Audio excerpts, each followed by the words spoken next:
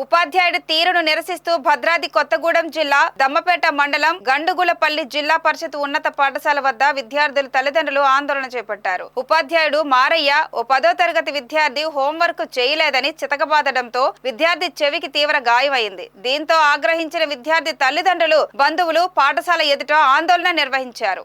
ఇటీవల సదరు ఉపాధ్యాయుడు విద్యార్థుల పట్ల విచక్షణ రహితంగా ప్రవర్తిస్తూ కింద పడేసి కొడుతున్నాడని విద్యార్థులు చెబుతున్నారు. వెంటనే సదరు ఉపాధ్యాయుడిని విధుల నుండి సస్పెండ్ చేయాలని వారు డిమాండ్ చేశారు. ఉపాధ్యాయుడిపై చర్యలు తీసుకోకపోతే పాఠశాలకు తాళం వేస్తామని వారు హెచ్చరించారు.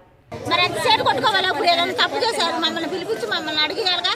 అంతకు ముందునే సారు బయట నుంచో పెట్టారు, క్లాస్కి వెళ్ళినట్టు పిల్లగాడు నా క్లాస్కి రావద్దని బయటికి గెంటేశారంట సారు. గెంటారు, మమ్మల్ని ఇద్దరిని కొట్టారు. నన్ను క్లాస్ రూమ్ లో పడేసి కొట్టారు.